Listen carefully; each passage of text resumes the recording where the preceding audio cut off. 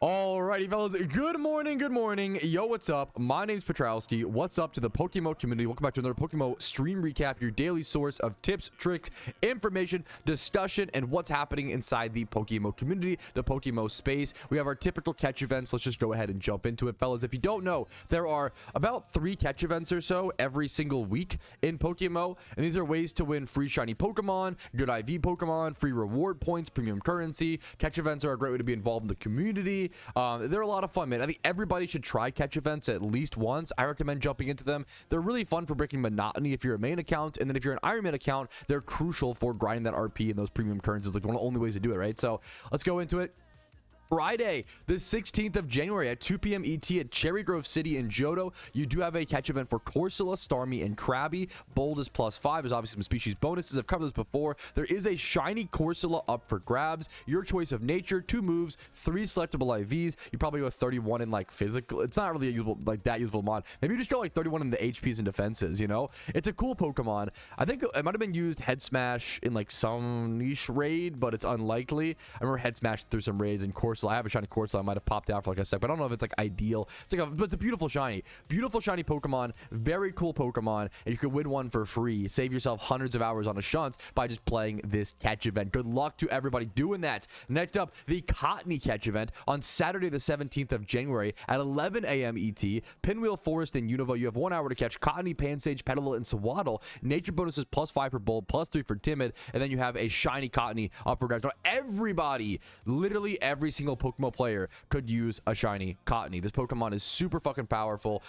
Prankster Whimsicott for PvP, for VGC, for raids. Prankster Cottony for gym reruns as a sacrificial Pokemon. It's a really beautiful shiny. Like literally everybody could use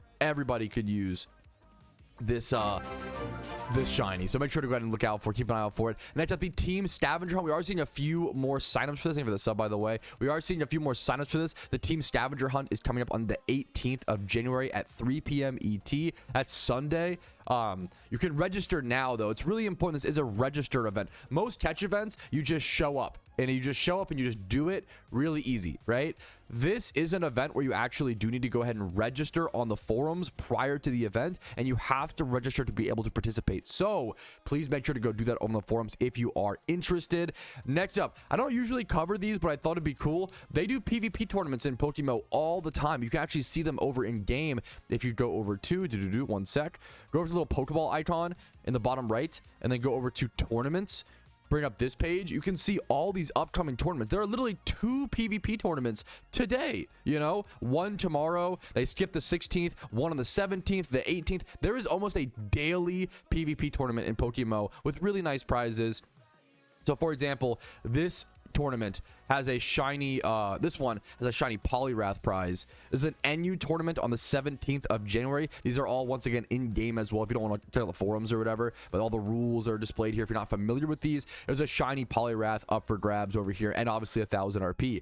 If you're an Iron Man account, it's kind of worth trying to learn a little bit of PvP to try to fish for some of that free RP.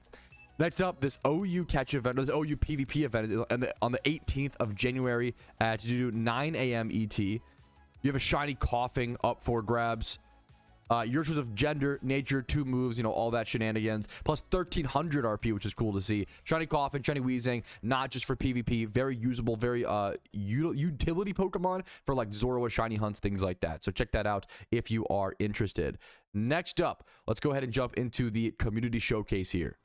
All right, on to our community showcase. We have a few first ever PokeMMO shinies, or like first, you know, to the player, which is always a big deal. Your first shiny is just so different. It's such a different feeling. It makes you feel like it's possible. It gives you that confidence. It allows you to do things from this point forward and hopefully get sucked into shiny hunting. Shout out to Jay Burl, who got his first ever shiny Pokemon in PokeMMO. Was a shiny Ditto at a few hundred hours played, if I can see correctly, and then it was at like 5,000 or so encounters. So congrats to Jay Burl, first shiny Ditto, first shiny Pokemon ever. That's a big deal, man. Big congratulations. Another first shiny Yiffman got his first ever shiny Pokemon. It was a Glidark, great time swipe Horde Hunt, and only 100 hours into the game. Like 100 hours into the game with your first shiny is very, very like low hours in my opinion. I would say the average person gets their first shiny in PokeMMO at about 400 to 600 hours played, which feels crazy, but it's because we spend so many hours playing the storylines and learning the game. Like, it's just a lot of learning and EV training and XP training. When you're doing these things, you're learning, you're not actually playing efficiently, right? So it sounds like a lot of hours. Obviously, you can do a shiny hunt in 30 hours on average, you know, like a times 5 horde hunt, right? But to get your first shiny, it's just so much, there's just so much extra layers and extra nuance to it. And it's a big deal, man. To get your first shiny at 100 hours while he was going for Entei, so he got it via a single encounter, man. Congratulations. 31 speed IV, adamant nature. Like, this could be bred up into a really good Pokemon. Really cool first shiny. Congrats to Yifman once again. Next up, Big Baz wanted to go for his first like egg hunt, it seems like, or at least seems for like first a big shunt for him. I don't know if it was I don't know if it's first egg hunt, so apologies. But he started playing in April. This is crazy that this guy started playing in April. Been playing less than a year. Has 16 OT shinies and then got his favorite starter as a shiny. That dude. I always say Pokemon players are getting so much better. It's crazy. It took me 8 years to get my first shiny, man. And then when I did, like, I started shunning. I got like what 5 shinies in my first year of like proper, like once I broke the streak or whatever. This is 16 shinies in less than a year with an egg shiny. It's just craziness, man. People are getting so good, dude. So shout out to Big Baz. Really fucking cool shiny. Congrats on your favorite starter shiny, man. Snivy is a really good pick in my opinion. Next up, we got a couple crazy lucky shinies today, man. Zaorix got a 0 phase shiny Ponyard. I know there are some Ponyard hunters out there who are like looking at this and be like, fuck, dude. Like, I'm 6 phases, 8 phases. I don't know the average phases for a Ponyard off the top of my head. I know it's an uncommon single encounter shunt. I don't know the average phase off the top of my head, so my apologies. Or I guess it's technically common, is what the Pokedex says, but I feel like it's like usually a few phases. So shout out to Zaorix, who got a 0 phase Pond. You're definitely something you want to see, man. Congrats to him. And then this is just a really cool PSA. I've talked about this a lot in the past, but I don't talk about it nearly enough, and I don't have a full video dedicated to it. Danny wants to remind people, not that he like told me to do, I'm just like taking a tip that he gave to another player in my Discord, and I was like, you know what, that would work really well in a stream recap. And essentially he was like, hey, if you ever want to check to see if a shiny is dangerous in the wild, you can always check its levels and then the previous moves that it learned. I think this little visual is perfect. So what I do, for example, as well, a good example is Hoppip, right? Hoppip, one of the little bit scarier Pokemon to catch in a shiny horde, right? I would go to I usually go to 5 Island in the water, so they're level 40 to 50, right? So if you scroll down, if they're level 40 to 50, that means they'll all be level 40 plus. They will all know the last 4 moves in the move spreadsheet. So every Hoppip over at Island 5, when you're times 5 hoarding over there, will know Worry Seed, Memento, Bounce, and Giga Drain. You can also double check on the GTL, which I really like as a little strategy. So you can head over to Hoppip, sort by lowest level 40, highest level 50, and try to look for those wild caught ones. That's very, very important. Like, where, so 5 Island wild caught, you can see Giga Drain, Bounce, Memento, Worry Seed, right? Giga Drain, Bounce, Memento, Worry Seed for a lower level 1 Giga Drain. So you can check the Pokedex as well as go check the GTL. Will help you out with that little bit of information. It's really important to check. You never want to like shiny hunt for something for so long, finally get it, and then lose it to something like Memento, you know, Rage Powder. There's a lot of scary ways to lose a shiny out there. So definitely a good PSA from Danny. Next up, this person, I love this kind of shunt, man. He didn't even get like super lucky in the broad sense, but he got super lucky at the right moment. This fucking guy, he said quick 30-minute Feebas Shunt. He basically hopped over to shiny Feebas. He was 21,000 encounters total dry, but he did 11 Feebas encounters. 11. This fucking guy went, I'm imagining like, oh, his friends in Discord, like, bro, we're at Feebas, come hang out with us. Oh, okay, you've been there for a few hundred hours, I'll come, you know, hang with the bros. He comes over, he gets a shiny Feebas in 11 Feebas encounters, calls it the quick 30-minute Feebas Shunt. Dude, what a flex. I love this. I did something similar years ago at a much less impressive location and less impressive shiny, but I had friends JDB Tree and Kuroshi shunting over at Zorua. I was like, you know what, I don't even want a shiny Zorua, but I'll come hang out with them for a quick sec. I came over, I did 1 inventory of Sweet Sense, and I got a shiny Venipede on the main account. So like that, it's fun. Just sometimes breaking up location, opening the chances up for those like weird little niche rare things to happen is a lot of fun in PokeMMO. Shout out to Mawile for making it happen, man. Congratulations to you on the quick Feebas Shunt, which I'm sure will drive a lot of people crazy. That's it for our little intro today. Let's go ahead and jump into questions, comments, concerns, what people want to talk about today in PokeMMO. Let's go ahead and actually play the video game and jump into things, fellas. Yes, Spidget, I was gonna say this is like only matters for content creators, so apologies to all the fucking viewers, right? Yes, rare Twitch W, and I love Twitch, but they have had some problems over the years. Rare Twitch W, they do this thing where you can discount your Twitch subs. That's why you see this little thing on the right side of my screen right now. They do this thing where you can discount like Twitch sub bundles or whatever, right? And I was really frustrated because I saved like my entire years of like Twitch sub bundle promotion for the end of the year because I wanted to do that like Twitch sub Xmas giveaway, which I did do, right? And I was gonna turn on the promotion to do all that to make it cheaper, blah blah, right?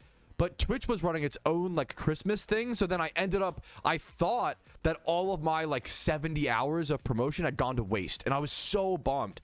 But rare Twitch W, they're actually extending it for people like me who saved it until the end of the year and didn't know that you couldn't overlap, like because they were running their own promotion, you literally couldn't start yours.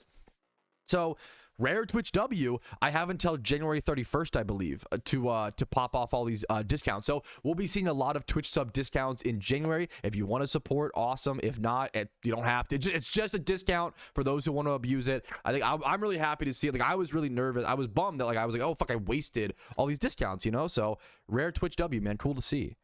Wait, this fucking guy, bro, this guy was like, yo, I caught a shiny Sheldon today. I don't have enough Twitch points to like flex it. I was like, I don't link it. Who cares? Link it to me, right? You didn't tell me it was a secret shiny Sheldon. Is this caught yesterday at Meteor Falls? And then this 31 attack, 20 plus HP, almost 20 plus defense, 20 plus speed. Dude, congratulations. This is sick, man. The secret shiny is way crazier, That's insane. OT secret shiny wild caught. Super beautiful, man. It could have been a secret shiny. It's more likely to be a secret shiny Lunatone Soul Rock. The fact that you rolled secret when you got the Sheldon, dude, congrats. That's insane. All right, fun fact, I'm really excited for this, dude. This is the first time I've single encounter shunted since they have fixed the lore bug. For those who don't know, previously this impacted a lot of single encounter shunters. If you single encounter shunted for at least an hour, you would almost always run into this bug. There was a really common bug where if your lore ended on the exact same step or around the exact same steps that you got a wild encounter, it would say like, oh, do you want to repop your lore? And you would click yes, and then you would leave the encounter and your lore wouldn't be repopped. So as a single encounter shunter, you had to like constantly manually check to see if your lures were popped. It was really annoying, as opposed to just like when you're a single encounter shunter for hundreds of hours, like you want to be able to just relax and run back and forth and just, crank the encounters. So having to manually keep track was super, super annoying to see, oh, if the bug happened, if your lore had dropped. Apparently PokeMMO fixed this bug, and that honestly, it was one of the #1 bugs in my opinion that I wanted to fix. It's not like a huge deal, but it was just annoying, right? And it happened a ton. So apparently that's fixed. I'm excited to see if it happens today, or if it feels how much better it feels. I'm excited, man. It'll be cool to finally shunt with that change. Alrighty, fellas, it is time for either your most favorite or your least favorite part of the stream recap. Let's go ahead and do the Movietrouski takes. It's been a while since I've done these. I don't do them during the events because things are so busy. There's more to talk about. But during the off season, I think it's fun to yap about movies. I watched about a movie a day in 2025 for reference, and over the past 7 days, I think I've watched about 2 movies on average a day. Obviously, it's like scattered. Like I think on the 9th, I watched 4 movies in one day. But I've been watching a lot of movies. Do I know a lot about movies? I don't consider myself a cinephile. I don't really care for the whole, shebang. I just like watching them and talking about my thoughts. So that's what we're gonna go ahead and do today. Okay. First things first. I watched White Men Can't Jump, which is the one with is it Jack Harlow? Is that his name? This movie was way more fun than I expected. One of my hotter movie takes. I'm not a huge fan of the original, and I love Woody Harrelson. I love the actors and people in that movie. I grew up playing a lot of basketball. I just didn't. It just felt like gambling addiction movie more than anything. But I really liked the new one. Maybe I'm just too zoomer, I don't know. I thought it was a lot of fun. I gave it like a 6 out of 10 and a like, you know, not like a great movie, kind of cheesy, but it's a fun little time, right? Let's Start a Cult. This was with Stavros Haltius. Dude, this is like one of the best underrated casts. Everybody, like, there's so many if you like comedy and like dumb comedies and just like casual movies to throw on, we don't see a whole lot of that these days. Let's Start a Cult is like that. It's a vehicle for jokes more than a real plot and a story, but the story is like fun and interesting and unique. The whole cast in this movie is amazing. That's what, like, there's so many people who aren't stars in this movie that are really fucking talented that I can't recommend. Like, check out if you want a dumb comedy. Let's Start a Cult is a lot of fun on a nice little weekend, Sunday, Saturday, sunny day. It's a lot of fun in my opinion. I gave it like let's go check the actual like specific score. I do like decimals or whatever. I gave Let's Start a Cult an 8.2 out of 10. Definitely underrated. Next up, we have the new Anaconda, which, like, the premise of this movie's good. It's fun. I might rate it higher than other people. I gave it a 7.8 out of 10. The wall breaks in this movie, the whole point is like Paul Rudd and Jack Black. There's like a fourth wall element of like, what if we rebooted Anaconda? I think this movie's a lot of fun. It's kind of a good bit. It's refreshing. It's like it's kind of a almost reminds me of Step Brothers. It's a smart dumb comedy, if that makes sense. It's a smart movie but a dumb comedy. I really liked it. I thought it was a lot of fun. Not as good as Step Brothers. Step Brothers is a 10 out of 10, obviously. Anaconda, 7.8 out of 10. Probably not worth to see in theaters. You probably don't need to see it. If you want to, I love going to theaters, but I saw it in theaters. We have the movie battle pass, so we just go a bunch. You can just go ahead and watch this when it comes to streaming. I would recommend that, you know. I don't understand you. I don't understand this movie. This movie was not, I don't know. I just didn't find it funny. It's supposed to be a weird comedy. I don't like miscommunication comedies. I think that's personal preference, personal opinion. Like the Who's On First classic, you know, Who's On First. I don't find that funny. I don't find it interesting. I find it kind of, I don't know. And I love dumb comedies, but it's just not, it doesn't really speak to me personally. And this whole movie is kind of like a miscommunication comedy about a couple who's in Italy. Apparently it's based on a true story about like a nightmare vacation, which is kind of hilarious. But obviously like with a lot of liberties. I don't want to spoil too much, but it's a weird movie, kind of a wholesome movie, but didn't really love it for me personally. Gave it like a 2.5, or what is it? 1.5. It's like I give it like a 2.5 out of 10 if I recall correctly. Next up, the worst movie on this list, probably the worst movie that I've seen, I will see all year in theaters. I saw the new Primate movie. This is like a slasher horror movie with a monkey as the main character. And that kind of sounds up my alley. I don't really like slashers that much. I think horror movies can be really interesting and have beautiful plots. And slashers don't really lean into that, you know. But this movie was just boring. It was like a rabies scare movie. This movie reminded me of like an 80s movie where they lost the script and were like, oh, fuck, we found it 50 years later. Surely this will hold up. Let's make this movie now. And it was not. This movie was really bad, to put it nicely, in my opinion. I think I ended up giving it a 0.8 out of 10 for reference. My wife also hated it. The only saving grace in Primates is I think that the camera shots are really they do a lot of like under the water camera shots or like through like little blurry, they do kind of overuse, like they make the monkey's face like blurred a lot. Camera shots are really cool, and the editing in Primate is really good, so I would check that out for that, but it's not worth the watch.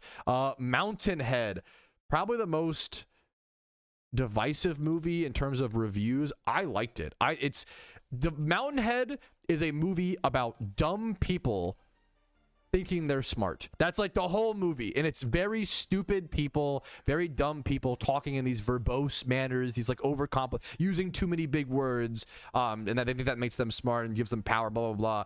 It's interesting. A lot of people didn't like it. I liked it. I still haven't watched Cocaine Bear. They came together. This is a rewatch.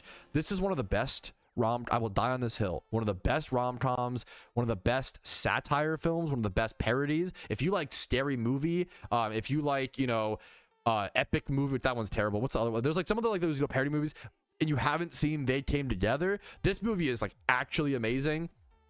I think it's a 10 out of 10. You don't have to give it that high, you know, but I think it's a great. Me and my wife both love it, so we rewatched it recently. It's a fucking beautiful. Paul Rudd and Amy Poehler are just really fucking funny together. It has Bill Hader in it as well. Next up, How the Grinch Stole Christmas. We had to watch, you know, most of the Christmas classics. I think How the Grinch Stole Christmas doesn't hold up as much as I like almost wish it. It's really fucking beautiful. The creativity is really there. It's a great movie. What's up, Miro? We're doing the Movietrouski takes. Perfect timing. What's up, dude? I think How the Grinch Stole Christmas is just kind of magical, but it's not as good as the Jim Carrey. It doesn't have the depth as the Jim Carrey one, right? The Jim Carrey, The Grinch is a 10 out of 10. Next up, WALL-E. I actually watched WALL-E for the first time. So WALL-E's weird. I'm gonna be honest. WALL-E is a romance movie. I think that's where WALL-E shines. As a social commentary, I kind of think WALL-E's kind of cringe. I don't think it does that good of a... I think it was just ahead of its time. It was made in like 2007 or 2008. It was like really early, like way earlier than you would think. So I think we just didn't know. It doesn't have the nuance because it doesn't have the privilege of knowing how technology really has shaped us and changed us, right? My biggest qualm with WALL-E is like they show the future, and the bad society in the future is just a bunch of people who like they're lazy, they don't do anything, and they're fat, but that's like it. They're not mean. I think the reality is they'd be a lot meaner, grumpier, antisocial. But they showed them instead like playing VR golf, and that was like, ooh, look at how bad the future is. And I'm like, that's not the problem of over screen consumption. Like there are bigger, you know, which is like, so I think the social commentary was hilariously like kind of off.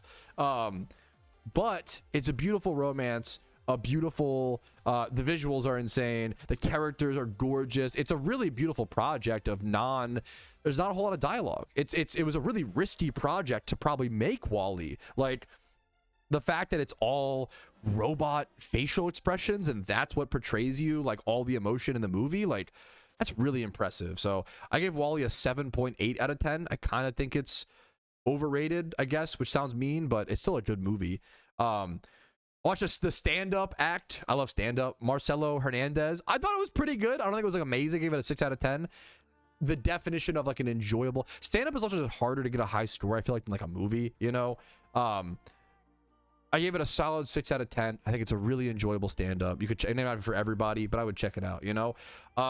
Man, I really wanted this movie. I really wanted to be like, no guys, I wanted to be like the hipster. I watched the new Ghostbusters it's like 10 years ago at this point. God, I'm behind on movies. The new Ghostbusters. I like a lot of the cast, man. What's her name? Is it Kate McKinnon?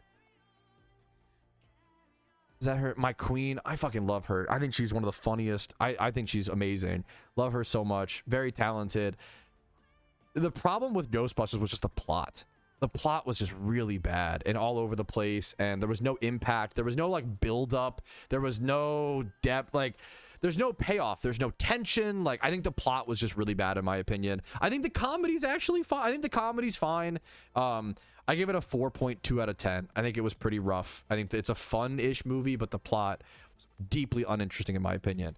And then finally, the best movie on this list. New movie just came out. Will Arnett and Bradley Cooper. Is This Thing On? I was shocked. My wife gave it like an 8, I think. I gave it a 9.9 out of 10, which is almost criminal. Like I almost just want to give it that extra, you know, 0.1. But I think it's the right score. This movie is gorgeous. This movie is all about like finding a hobby and a passion to guide you through a dark time. It's a messy movie about how like life is weird and messy and people make mistakes and it's fucked up, and just about like it's a really raw and genuine portrayal of relationships and being middle-aged. Not that I would know a whole lot about that, you know. I'm getting unk status, but it's really fun, man. I really recommend it. It's this thing on. It's beautifully, the facial expression acting is insane. There's a lot of small little things from Will Arnett. I love this movie. This movie made me feel a lot of emotions in one movie, and I recommend it. Bradley Cooper's character is also so fucking funny. Easily the funniest character in the movie. It's a good comedy, but also is like an emotional, like not artistic, but like it's almost like a motivational movie to like go fucking risk things, go try things in life. Just go let yourself fall or make mistakes or fail, and maybe you'll rise up, you know? It's kind of cool. So check out Is This Thing On. I would definitely watch. You don't need to watch it in theaters if you don't want to, but I think it might be like a kind of a nice experience. That's the Movietrouski takes. Thanks for watching. I hope you enjoyed. If not, I understand. Like it, leave comments. I love movie suggestions. I'll watch whatever. I'm not picky. I'm not smart. I'm just here to engage with things while I have this beautiful time on Earth. And yeah, thanks for watching the Movietrouski takes. Alrighty, fellas. I think it's gonna go ahead and call it, boys. I'm probably gonna go watch Cocaine Bear. Probably not tonight, but at some point I want to. Thank you guys for watching. Remember to like this stream if you did enjoy it. It helps out tremendously during January. A little bit of like a soft algo reset as things are also a little bit quieter in PokeMMO right now. Liking the video helps out a ton. Dislike if you didn't enjoy today's video. That's okay. Give me your honest feedback. How I can improve in the comments politely, please. Subscribing for daily PokeMMO videos. I do upload every single day. You can follow me on Twitch for streams Monday through Thursday at 12 p.m. ET. Discord's down below if you're interested in that. And if you want to go above and beyond and support the content, YouTube memberships, Twitch primes, Twitch subs, PayPal, and Venmo donations do help out a ton. But for now, I'll see you guys later. I'll see you tomorrow for a Thursday stream. Have a good one, guys. For now, peace, Arena. Yo, what's up? Patrouski here. I wanted to take this second to say thank you so much for watching the entire video. It is thanks to people like you I'm able to make the content that I do, as well as everybody whose name is listed here. That's it for me. Have a fantastic day.